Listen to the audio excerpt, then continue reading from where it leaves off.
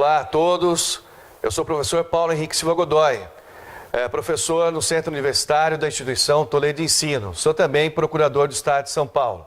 O tema de hoje é um tema de extrema relevância, não só teórica, mas também prática profissional. Nós vamos falar sobre o cumprimento de sentença que reconheça a exigibilidade de uma obrigação de pagar alimentos. Um tema importante, relevante, como eu mencionei. Nós vamos verificar que o Código procura estabelecer vários tipos de procedimentos com relação ao cumprimento de sentença de alimentos. A primeira regra que estabelece o Código é a regra do artigo 528, que procura estabelecer a possibilidade da prisão civil do devedor de alimentos. Todos sabem que no Brasil é a única modalidade de prisão civil que persiste, já que aquela modalidade de prisão civil do depositário infiel acabou sendo afastada. Então, nós temos o procedimento no artigo 528, estabelecendo a possibilidade de uma prisão civil para o devedor de alimentos que não honra, que não cumpre com a sua obrigação. Então, como é que vai ser feito? O credor deverá apresentar um requerimento ao juiz, um requerimento ao processo, objetivando o cumprimento da sentença, e o devedor será, portanto, intimado e terá que ser intimado pessoalmente. Veja, aqui a intimação tem que ser pessoal, não pode ser feita na pessoa do seu advogado. Tem que ser pessoal. Por quê, pessoal? Porque há a possibilidade de uma prisão. Então, dada essa possibilidade de prisão, a lei, no 528 caput, já coloca um certo requisito, um rigor a mais nesse cumprimento de sentença, que é a intimação pessoal do devedor. Então, vejam bem, o devedor será intimado para pagar ou para comprovar que já pagou ou para ainda provar a impossibilidade do pagamento dos alimentos. Então, o devedor é intimado para que comprove um desses fatos, ou que já pagou, ou comprovar a sua impossibilidade, ou eventualmente que já realizou o pagamento. Então, ele será intimado para que, no prazo de 3 dias, adote uma dessas posturas. Claro que se ele comprovar que efetivamente já pagou, que ele já cumpriu a obrigação, a execução deverá ser extinta. Se ele também efetuar o pagamento, no momento da intimação, fizer o pagamento, a consequência do pagamento, do adimplemento da obrigação, nós sabemos que levará à extinção da execução. A defesa apresentada pelo devedor quanto à impossibilidade tem que ser uma impossibilidade absoluta. Então, o juiz, ao analisar essa defesa sobre a impossibilidade, vai considerar se realmente a pessoa estava impossibilitado de cumprir com a obrigação. Vamos dizer que o devedor tenha sido acometido por uma doença muito grave, muito séria, e que leva a essa possibilidade absoluta. Vejam, o devedor, por exemplo, não pode simplesmente alegar que está desempregado. O desemprego não é aceito pelos tribunais como uma forma de justificativa da impossibilidade do cumprimento dessa obrigação. Então, o juiz vai analisar, não é? Se, como eu disse, se já pagou, comprovar que pagou, leva à extinção. Agora, se ele apresentar uma justificativa e essa justificativa não for acolhida, poderá, então, ser decretada a sua prisão civil por conta desse débito, por conta dessa dívida. A prisão, no caso específico, o Código de Processo Civil estabelece um período de prisão de 1 a 3 meses.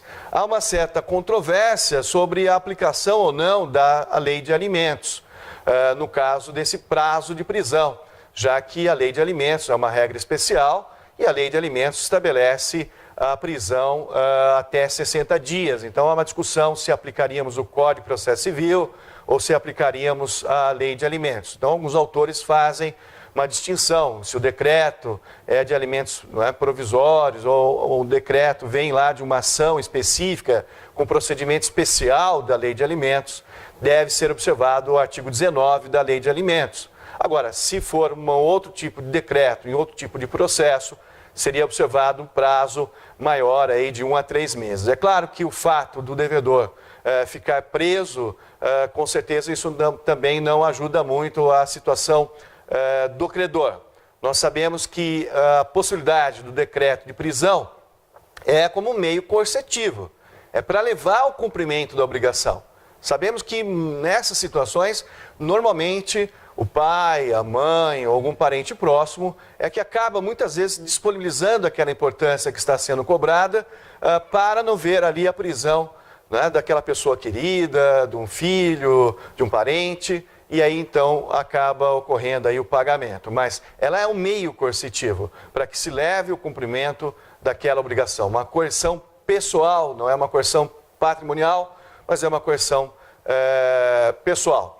Então há a possibilidade da prisão. A lei estabelece um rigor nessa prisão, estabelece que a prisão tem que ser feita num sistema de regime fechado.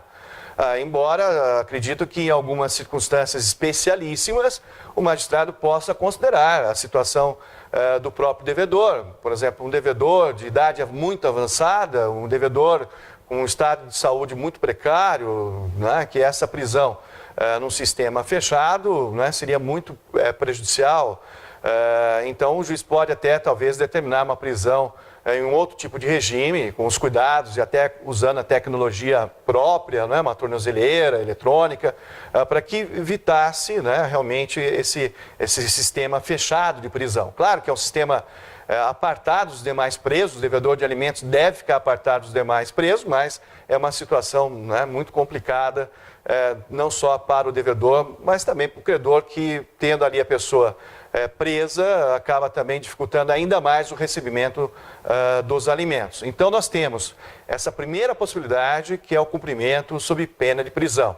O Código também procurou estabelecer a possibilidade de um protesto dessa sentença. Nós sabemos que o Código de Processo Civil avançou bem nessa questão do protesto das decisões judiciais. Então o juiz, quando decreta a prisão e vai decretar a prisão, também pode determinar como medida de apoio o protesto da sentença que reconheça a obrigação de pagar alimentos. Sabemos que o protesto muitas vezes é efetivo. O devedor terá seu nome protestado, terá seu crédito abalado e muitas vezes o devedor não quer ver essa situação. Então esse seria o primeiro mecanismo que nós temos em relação a cumprimento de sentença de alimentos. A lei também acabou estabelecendo, nesse artigo 528, que são só os 3 últimos meses de alimentos que vai ensejar um pedido sob pena de decreto de prisão. Então vejam bem, se eu tiver 1 ano para receber de alimentos, não posso pedir a prisão em relação a todo esse período. Serão as 3 últimas parcelas. As demais parcelas, claro que ainda não prescreveram, poderão ser objeto de uma execução, mas uma execução por quantia, mas não uma execução sob pena do decreto de prisão. Então vejam, né, o Código estabelece alguns mecanismos.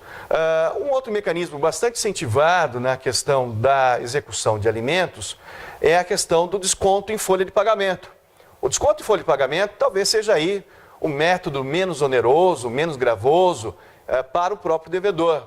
Ele sendo funcionário público, empregado, que tenha um registro, né, em carteira, não esteja trabalhando na informalidade, ele pode sofrer um desconto em folha de pagamento como uma forma de também cumprir a sentença que reconheça a obrigação de alimentos. É uma técnica muito interessante, muito boa, mas, né, existe certo cuidado aí em relação a essa desconto em folha. Sabemos que alguns devedores procuram se escapar de pagar as pensões, a dívida de alimentos. Muitas vezes estão empregados, se demitem, saem do emprego formal, partem para uma informalidade, muitas vezes até para tentar se escapar e fugir dessa obrigação. Nós temos também a possibilidade de uma execução por quantia certa recaindo sobre o patrimônio do devedor. Muitas vezes o credor de alimentos não quer ver o pai preso, não quer ver ali aquela pessoa que está como um devedor, ou um filho, por exemplo, que tenha que pagar alimentos ao pai ou ao idoso, não quer ver essa pessoa presa, né, tendo sua liberdade cerceada.